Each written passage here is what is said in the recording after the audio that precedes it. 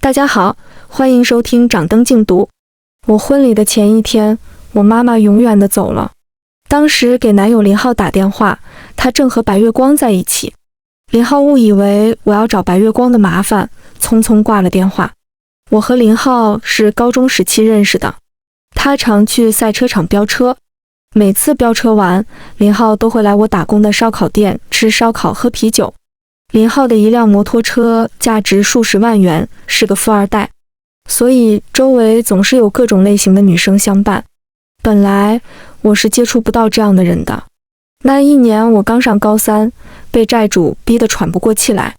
我爸爸不在了，妈妈也身体状况欠佳，刚被诊断出患有癌症，所有的生活重担都落在了我的肩上。我在白天忙着读书，晚上则到烧烤店打工，一直忙到凌晨。那天，林浩像往常一样来到店里，带着一群朋友。邻居们经常说我长了一副好模样，但命却不太好。在他们这群人中，有个喝醉的男生拉着我的手，想要加我的微信。我回答说我没有微信，他们不相信，于是纷纷起哄，不让我离开。我无助地向老板求救，但老板也不想惹麻烦，只是扭过头不理我。他们玩得很疯，刚才还起哄让我加微信，现在又起哄让那个男生亲我。我内心的压力已经很大，当我看向那个男生时，眼泪忍不住流了下来。我把酒瓶砸碎，对着他大喊：你别过来！我表现得疯狂又绝望。那个男生瞪大了眼睛，嘴里不断骂我是疯子。这时，林浩站到了我和那个男生之间。林浩一边抽烟，一边皱着眉头说：对不起，他喝醉了。我放软了手，但泪水却止不住流下来。我用双手擦拭眼泪，低着头喃喃自语：这日子真的好难熬。这时老板走了过来，推了推我：你是不是疯了？竟然敢拿酒瓶子对着客人！你还是走吧，我可招不起你这样的人。我擦干眼泪道歉：老板，我以后不会了，能不能别解雇我？我的妈妈明天还要接受手术，拜托您了。我向老板低着头，深知自己现在的窘迫，但我别无选择。林浩轻拍了拍我，将嘴里的烟蒂吐掉，对老板说道：请不要为难他了，这是我们的过错，得益于这句话，烧烤店的工作得以保住。他们吃完后，林浩靠在摩托车上抽着烟，看着我问：都结束了吗？我对他说：谢谢你。林浩提出要送我回家，但我拒绝了他的好意。这件事情因为他们而起，也因为他们而结束，谁也不欠谁什么。我只希望两个世界的人从此能像平行线一样永远不相交。我其实已经拒绝过林浩了，但是林浩每天晚上都会跟在我身后。有一天我没有离开，而是转过头来问他：你为什么每天都跟着我？林浩笑了笑，回答说：这还看不出来吗？我在追求你呀，那时候我只是一个高三的女孩子。有人如此直接的追求我，说不动心是假的。但我想要考入一所优秀的大学，挣钱为母亲治病，因此我始终没有回应林浩。直到有一天，讨债的人找上我们家。当我回家时，看到窗户边亮着灯，感觉有些不妙。直到临近家门，我才听到那些人在威胁母亲。我掏出口袋里的钱数了数，总共不足1000元。我整理了一下凌乱的校服，深吸了一口气。我明白这是我必须去面对的事情。我想象着可能发生的事情，眼泪都快流下来了。这时候，林浩紧握住我的手说：你准备用这1000块钱来安抚那些人吗？那我还能怎么办？我的眼睛泛红，语气也变得有些急躁。我知道不应该对林浩发火，但我不自觉地把他当成了我的依靠。林浩轻轻地摸了摸我的头，叼着一根烟问我欠了多少钱。我低下头回答5万。林浩忍不住笑了出来：5万？这还不如我机车上的一个配件贵呢。没错，我费尽心思筹集的5万，竟然还不如他机车上的一个配件。林浩推开门，在众人注视下从容地走了进去。林浩替他还钱。林浩说完便直接给那人赚了10万元，剩下的就当作是你们的小费，滚吧。等那些人离开后，我认真地看着林浩说：我会加倍还给你的。然而林浩笑着回答：不用还了，做我女朋友怎么样？好吧。于是我和林浩就这样走到了一起。然而，我认为这段感情并不是对的。在高考结束后，我努力地找了很多兼职工作。幸运的是，我的头脑还算聪明。在那3个月里，我挣到了足够支付第1年学费和生活费的钱，还能还给林浩一部分。但林浩却不愿意接受，把我推到墙边，捏了捏我的脸说：“出来和我约会呀！”林浩带着我去观看飙车比赛，这让我结识了他的一群朋友，其中有很多女生和他的朋友们相处得十分亲密，他们互相拥抱、搂抱，甚至亲密地靠得很近。我站在他们面前，感觉自己有些不合群。后来，有个女生当着我的面问道：“今晚结束后要不要去酒店？”我低下头，黯然神伤地想，还是不要勉强自己融入这个圈子了。林浩将那个女人推开，迅速拉过我的手，搭在我肩上，眯起一只眼，邪魅地笑着说：“都给我看清楚，这是我的女朋友。”那一刻，林浩的眼中只有我。我上大学时也做过很多兼职工作，林浩曾告诉我，只要陪在他身边就足够了。然而，我认为我应该努力提升自己，才能与林浩相配。后来，林浩也顺从了我，有时还会来到我兼职的地方陪伴我。在大学期间，除了为母亲治病，我还存了一些钱，但林浩始终没有接受我的还款。后来，我毕业后，林浩接管了家里的生意，我全力以赴地帮助他站稳脚跟，努力将林浩的公司做得更大更强。后来，林浩表示他想要一个孩子，舍不得我在外面如此努力奋斗。我已经努力了这么久，应该好好享受生活。于是，我为了他放弃了职场生活，尽管我的能力非常强。一开始，我们的确过得很甜蜜，但后来林浩开始晚归，每次回来都带着酒气。我以为只是应酬太辛苦了，所以没有多想。后来，林浩去洗澡的时候，我无意中看到了一条信息：“浩哥哥，谢谢你帮我还债，我想当面感谢你。”我查看了那个女孩的朋友圈，她是个大学生，兼职好几份工作，看起来很可怜。林浩洗完澡后，抱着我，在我的颈间蹭了蹭，然后轻轻亲吻着我，小声说道：“木木，我们什么时候结婚？”我转过头来看着林浩，他比起年轻时多了一份成熟，眼中的神采也愈发丰富了。我微笑着问林浩：“你玩得够了吗？”林浩却很认真地看着我说：“我一直都想娶你。”我低下头，缓缓地说：“那我们就结婚吧。”结婚的日子定在了下周3。我邀请那个女孩出来，在一个地摊上见面。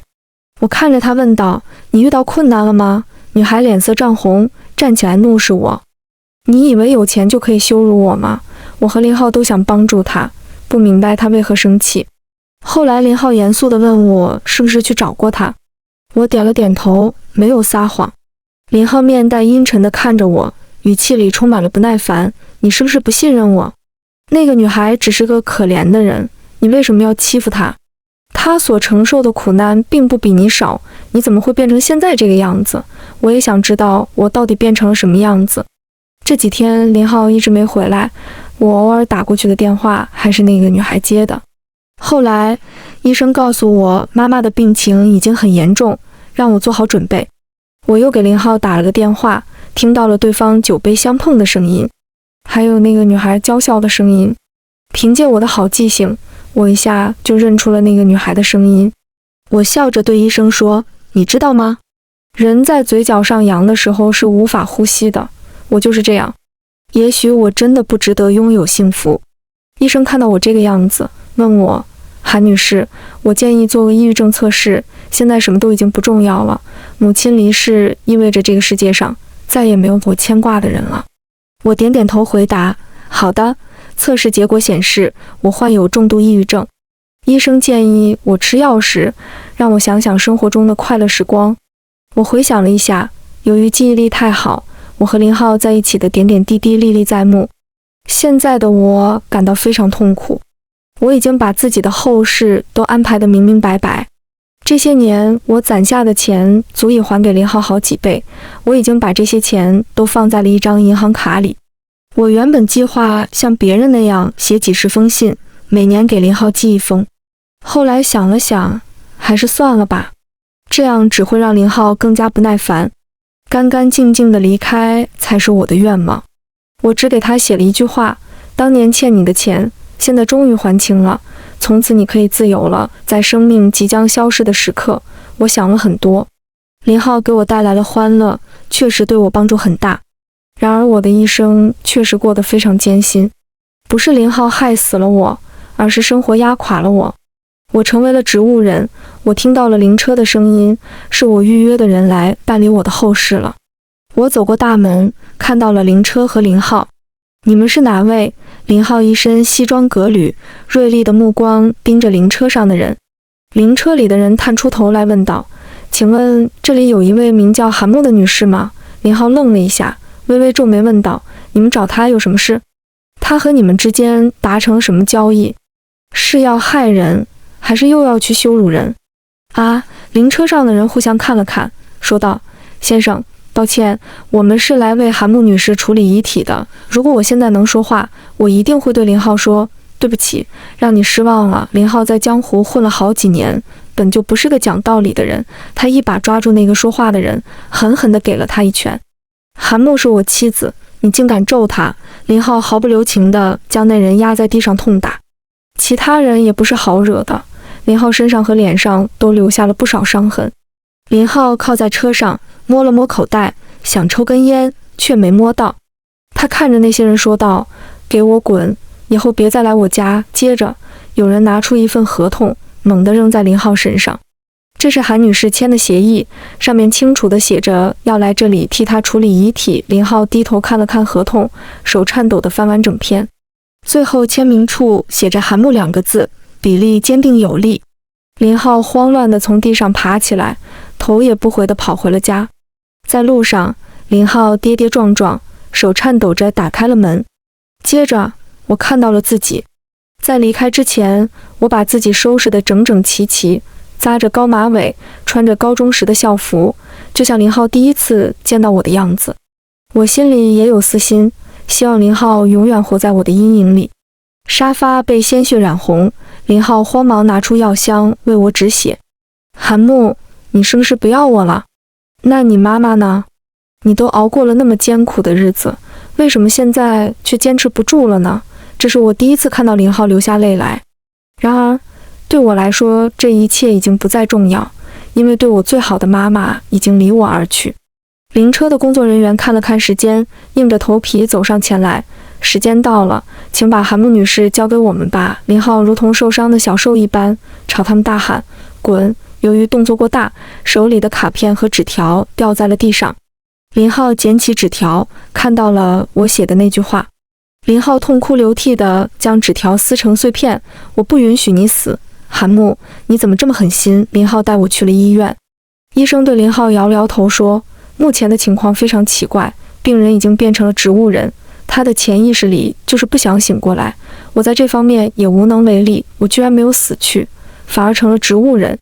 林浩紧握着我的手，痛苦地在我的手心摩擦。木木，明天就是我们的婚礼了呀！我躺在病床上，无论说了多少话都没有任何反应。医生轻拍他的肩膀说：让这位女士最喜欢的人和她说说话，也许能触动她。林浩这才明白，最喜欢的人。他擦去眼泪，茫然地说：是的，妈妈。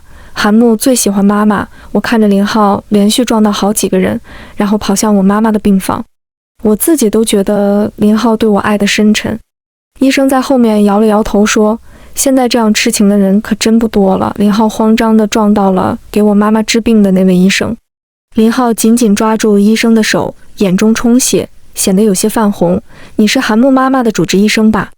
韩木妈妈在哪里？医生认出是林浩后，沉默了一瞬。因为当时我打电话时，林浩就在旁边。医生平静地看着他说道：韩木女士没有告诉你吗？她妈妈已经去世了，我们昨天刚通知了韩木女士。她不是还给你打过电话吗？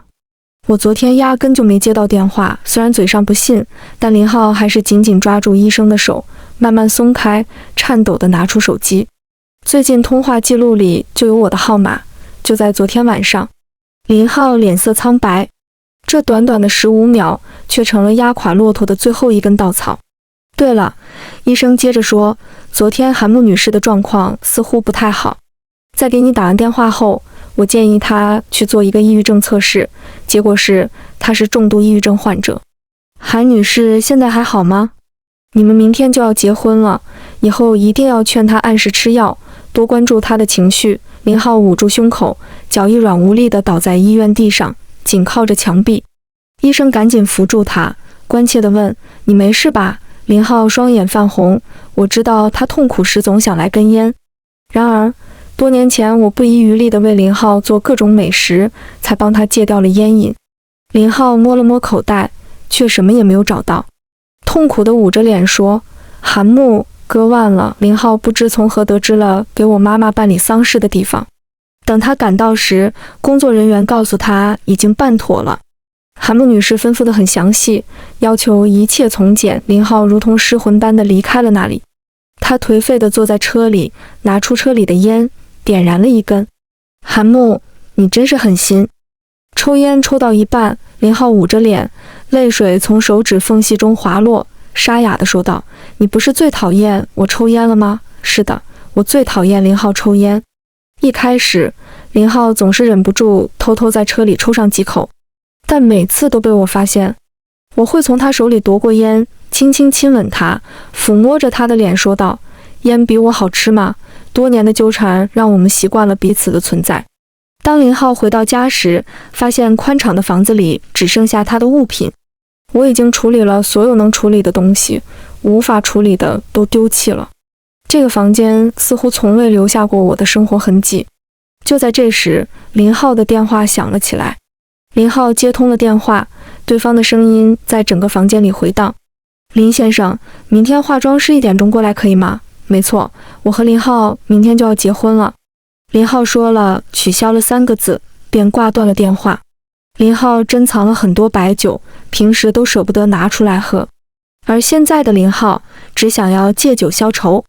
我看着林浩一杯接一杯地喝着各种酒，成为阿飘后，似乎所有的感觉都消失了。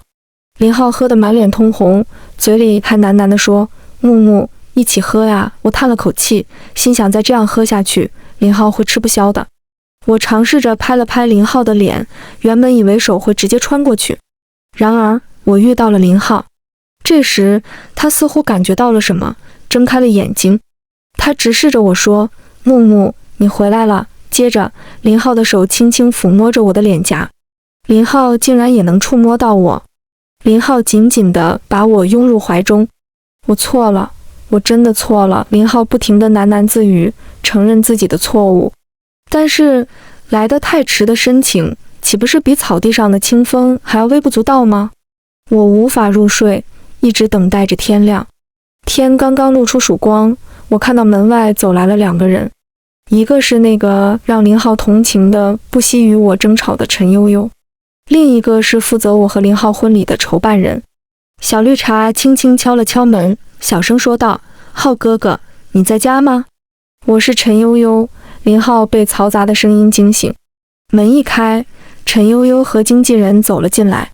陈悠悠忧心忡忡地走上前说：浩哥哥，你怎么喝得这么多？边说边上前收拾酒瓶。林浩捂着头问：你来干嘛？陈悠悠整理酒瓶的动作顿了一下，勉强笑着说：浩哥哥，我听说韩姐姐去世了。陈悠悠看着心情沉重的林浩，犹豫了一下，才走到他的面前。浩哥哥，别太难过了，我还在你身边呢，我永远都不会离开你的。说完，陈悠悠紧紧握住林浩的手，眼泪顷刻间流了下来，楚楚动人地说道：让我代替韩姐姐照顾你，好吗？陈悠悠向婚礼经办人使了个眼色。经办人走上前说道：林先生，这场婚礼是不能取消的呀，所有的事情都已经商定好了，请柬也都发出去了，怎么能说取消就取消呢？我觉得这位小姐很爱您，你也不能一直活在韩女士的阴影里吧。过去的人已经过去了，我们还是要珍惜眼前的生活呀。我看着他们俩唱双簧，心里忍俊不禁。这哪里是小可怜，分明是一头凶狼啊！林浩听到他们话里话外都在说韩木已经去世，拳头紧握，眼神如同困兽。韩木没死，他会醒过来的。陈悠悠似乎被吓到了，从未见过林浩如此举动。他不再提及我。林浩苦笑着躺在沙发上，闷声说：“都给我滚！”两人离开了，我也跟着他们出去。在了解这个小姑娘之后，我对她的想法颇感兴趣。陈悠悠猛踹大门，恨恨地说：“韩木那个老女人都割腕了，我居然还比不上她。我们得想个办法。”她向负责人招手，告诉了一个非常恶毒的方法。我仔细观察着她，从未想过这个小姑娘的心思竟然如此恶毒。虽然我只是一个灵魂，但也摸索出了一些规律。林浩每次喝醉酒都能看到我，甚至碰到我，但是清醒后，他总认为那只是自己的一场梦。因此，林浩喝酒的频率越来越高。即使成为鬼，我也不会让陈悠悠如愿以偿。那天，林浩一口气喝掉了半瓶酒。我穿着高中校服出现在林浩面前，我接过林浩手中的酒杯，笑眯眯地说：“林浩，怎么又在喝酒？不是跟你说过吗？喝酒对身体有害。”林浩笑得比哭还难看，说：“木木，只有这样，我才能在梦里见到你。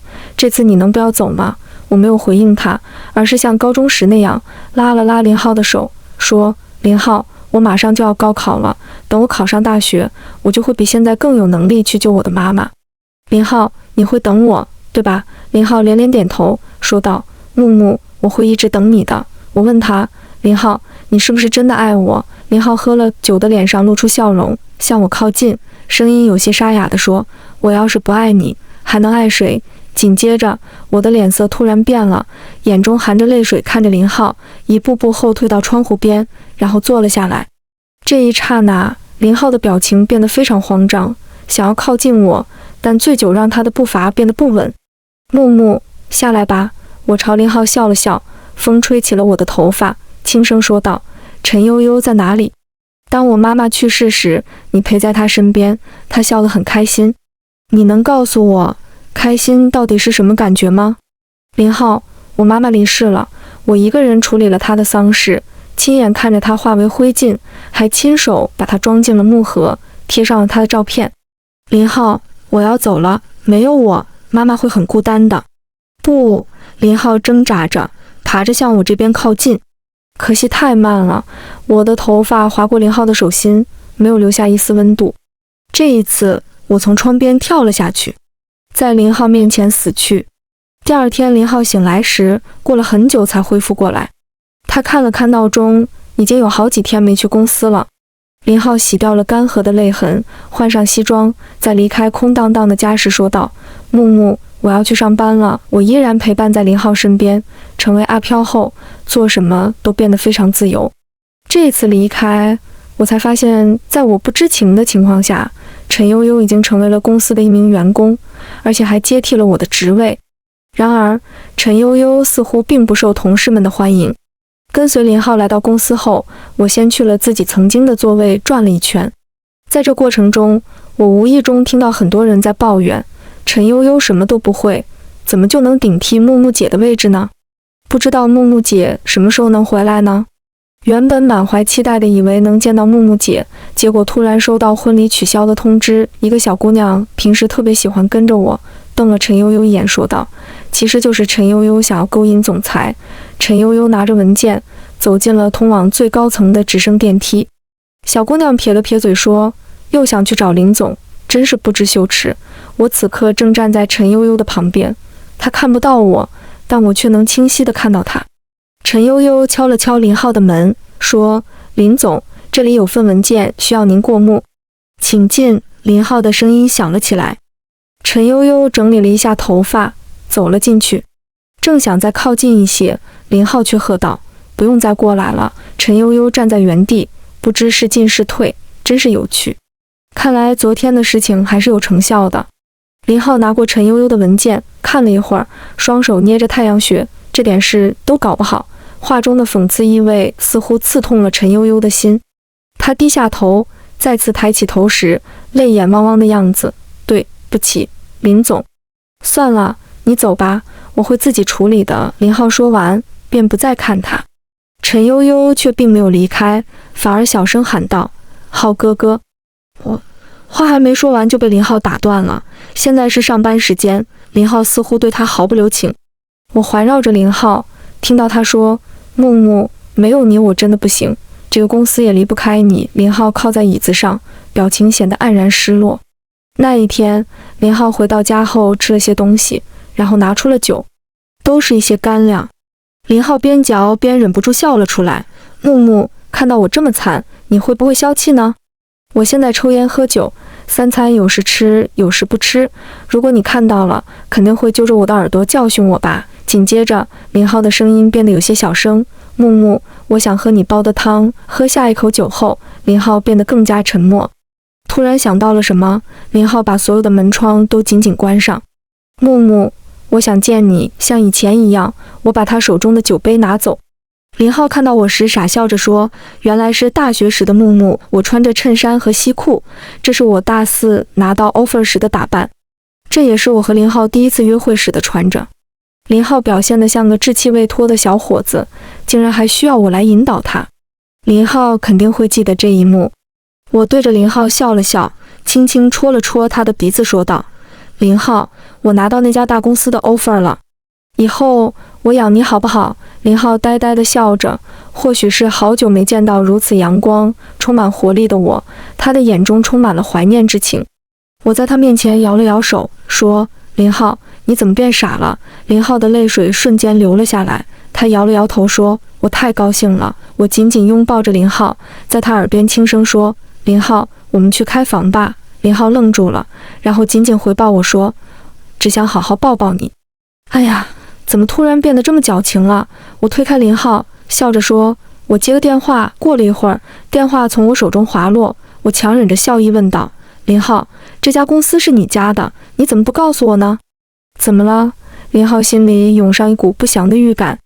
我将手中的 offer 撕成碎片，目不转睛地看着林浩，整理了一下凌乱的头发。“林浩，你是不是觉得我不够格？”林浩紧张地抓住我的手说：“怎么可能呢？你的能力不是众所周知的吗？”“那么，他们说的是真的吗？”我后退了几步。“你是爱上了陈悠悠，所以把 offer 给了他吗？”“不，我没有。”林浩比上次更加机智，他紧紧抓住了我。“可是……”我挣开了。我抚摸着林浩的脸说道：“林浩，你现在自由了。”林浩愣住了。我又一次在他面前死去。林浩崩溃地大喊：“就这一次，韩木，你能不能留下来？”后来，林浩把陈悠悠开除了。陈悠悠本来就不适合这个职位，我也算是替那些努力工作的人消除了一个祸害。林浩已经有很长时间没喝酒了。我在他面前经历了2次死亡，给他带来了巨大的冲击。第二天，林浩站在病床前，凝视着毫无生气的我说道：“韩木，我们结婚吧。”林浩的决定非常迅速，选地点、发请柬只用了短短2-3天时间。我看着化妆师在我的脸上试妆，林浩站在旁边指导。林浩一直都了解我想要达到什么样的效果。林浩眼中闪烁着疯狂，他用脸蹭着我的手说：“韩木，你是我的新娘。”陈悠悠看起来像个清纯的小白花，但实际上心机多得很。当林浩再次遇见陈悠悠时，正好也是在烧烤店。陈悠悠在烧烤店打工，却被一个无赖纠缠，非要他加微信。这一幕是如此熟悉。我第一次遇见林浩，不正是这样的情景吗？林浩显然受到了触动。林浩就像当初那样，站在陈悠悠和那个无赖之间。在这些地方，没有人敢与林浩抗衡，他只需瞪一眼说：“滚！”那些年轻人便会被吓得退缩。陈悠悠如同抓住了救命稻草，眼中含着泪水，又委屈又不敢说话的样子，喊了一声：“浩哥哥！”林浩透过他的眼神，仿佛在看着别人，吸了一口烟后说：“你不像他。”木木真是个疯子。林浩想起了我曾用破碎的酒瓶威胁他们的事情。那时候我不在意，因为我的生命并不值钱。陈悠悠有太多留恋的东西了。林浩离开后，其实并没有走太远。他靠在墙边，听着陈悠悠满口脏话，依偎在一个大肚子的人怀里。林浩低下头，回到了车里。韩木，这一切都是虚假的。陈悠悠和你不一样。韩木木是独一无二的。车内烟雾弥漫，我坐在副驾驶座上，知道林浩听不到我，但我还是忍不住说了一句：林浩，别再抽烟了，对身体有害。林浩把我们曾经走过的地方都重新走了一遍，遇到了一个老朋友，他名叫唐娜，曾是我的追求者，和林浩也算是相识。唐娜看着林浩满脸黑眼圈的样子，开玩笑说：怎么这么疲惫呢？还能满足韩木吗？林浩的心情显然不好。唐娜沉默了一会儿，望向远方问：韩木还好吗？林浩仍然保持沉默。唐娜轻拍林浩的肩膀，说道：韩木有个秘密，一直不让我告诉你。既然今天遇到你了，也许是缘分吧。林浩声音沙哑地问：是什么？你还记得那个为了追求你而摔断腿的女孩吗？林浩想了想，回答：是孙冰吗？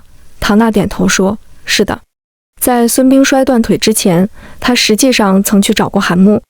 孙冰责骂得很厉害，认为韩木不配你，他为了你去学习机车，而韩木和你并不是同一个圈子的人。后来在孙冰摔断腿之后，韩木无意中遇到了他的妈妈。实际上孙冰的家境并不是很好，那个冬天韩木打了一个冬天的工，一天都没有休息。木木把所有的钱都给了孙冰，让他专心读书。唐娜低头说：韩木就算自己淋湿了，也会给别人撑伞。林浩瞪大眼睛，难以置信地问：你说的是真的吗？唐娜轻拍林浩的肩膀，告诉他一定要好好珍惜韩木，否则我会把他夺走的。林浩颤抖着身子，狠狠地打了自己一个耳光，沉默了好一会儿才说：唐娜，韩木割腕自杀了。为什么？唐娜愣在原地。林浩把事情的经过都讲述了一遍。唐娜猛地一拳打在林浩的脸上：你这个畜生！林浩并未进行反抗，任由唐娜将他压在地上狠狠揍了几拳：你干脆打死我算了。然而唐娜却笑了出来，她松开了林浩：韩木并不想看到你这样，你必须痛苦地活下去。林浩回到家后哭笑不得，一直等到了婚礼的那一天。整个婚礼过程中都没有新娘的身影。有人说林浩其实已经疯了。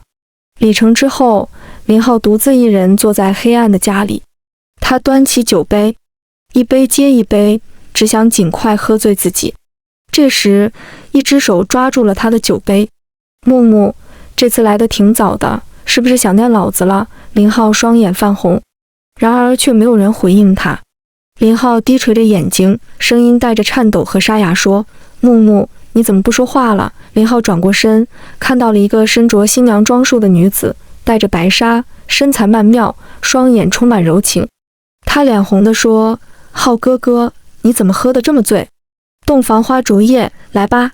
陈悠悠想要帮林浩脱衣服。林浩猛地抓住他的手：你不是木木。陈悠悠取下白纱，蹲在林浩面前说道：浩哥哥，韩木已经不会醒来了，但我还在这里呀。你喜欢韩木那样的，我就学他的样子，只要你能爱上我。林浩挣脱陈悠悠的手，皱起眉头：你永远都不可能成为我的木木。这句话激怒了陈悠悠，他想强行亲吻林浩，径直扑了上去。尽管林浩喝醉了，但他立刻将陈悠悠推开。这时林浩听到一个熟悉的声音：林浩，原来你已经有了新娘，而且新娘不是我。林浩朝声音传来的方向喊道：不，我的新娘只有你。韩木，我穿着林浩精心打扮的妆容，笑着对林浩说：林浩，你总说想娶我，现在你的愿望实现了，你高兴吗？林浩疯狂地笑着，眼中含着泪水。他说：实现了，实现了。看到林浩这疯狂的模样，陈悠悠心里不禁害怕极了。他颤抖着问：浩哥哥，你在跟谁说话？林浩没有理会他，只是喃喃地念着韩木的名字。陈悠悠被吓得尖叫一声，拉开门跑了出去，一边跑一边喊：有鬼！我看着林浩，眼角含笑。林浩先生，您愿意娶韩木女士为妻吗？无论她是健康还是生病，年老或者死去。林浩点点头，语气有些哽咽地说：愿意。那么韩木女士愿意嫁给林浩先生吗？无论是生老病死。我轻抚林浩的眼泪，我的身影逐渐消失。林浩的表情顿时变得慌张，他试图抓住我的手，但却变成了光点。我依然朝他微笑，说：林浩，我愿意随着我整个人消失在黑暗中，这句话也随之消失。醒来后，林浩的第一件事就是赶往医院。我看见林浩站在门口，气喘吁吁的，眼中充满激动。他颤抖着声音，想要靠近，却又有些犹豫不决。木木，你终于醒了。我朝林浩笑着说，林浩，是你救了我。林浩冲过来，紧紧拥抱着我，哭泣得像个孩子。木木，是我错了，我错了。我轻抚着他的头，缓缓地说，其实我的灵魂一直陪伴着你，你喝醉酒后看到的就是我。起初我想报复你和陈悠悠，所以我2次都死在了你的面前，但后来你为我举办了婚礼，我已经原谅你了。你爱我，对吧？林浩，我爱不爱你，难道你还不清楚吗？林浩哽咽着说，以后我会加倍的对你好，好到你舍不得离开这个世界，离开我。原来林浩也是懂得照顾人的。现在林浩简直希望一天24小时都和我在一起。每天早晨，林浩总是会被惊醒，口中喊着韩木，我总是拍着他的背，不停地安慰他，林浩，我在这里，我不会消失的。然而林浩依然缺乏安全感，他表示想要再举办一场盛大而隆重的婚礼。林浩对所有女人敬而远之，还会陪我去医院检查抑郁症的状况，并叮嘱我按时服药。吃完药后，他会给我吃糖，来月经时，他会为我煮红糖麻薯小汤圆。林浩成了众所周知的好男人。曾经死过一次的韩木似乎成为了人生的赢家。林浩不再让我做家庭主妇，我重新回到了工作岗位，一切都如此美好。这次婚礼筹备得非常周到，丝毫不显仓促。林浩告诉我，他为我准备了一个礼物，会在结婚当天交给我，让我充满期待。终于，婚礼那天，我踏上了红毯。红毯的这一端没有了妈妈，但另一端有了林浩。他兴奋的整晚都没能入睡，就为了等待这一刻。我逐步走向林浩，踏入婚姻的殿堂，直至司仪宣布仪式结束，林浩紧绷的身体才得以放松。他拿出一份文件，面向在场的人说道，这是一份财产转让书，我将把名下所有财产转让给韩木女士，具有法律效力。我没想到他会把所有财产都转让给我。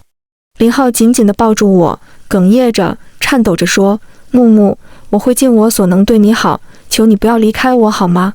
我拥抱着林浩，在他耳边说，好。全文完。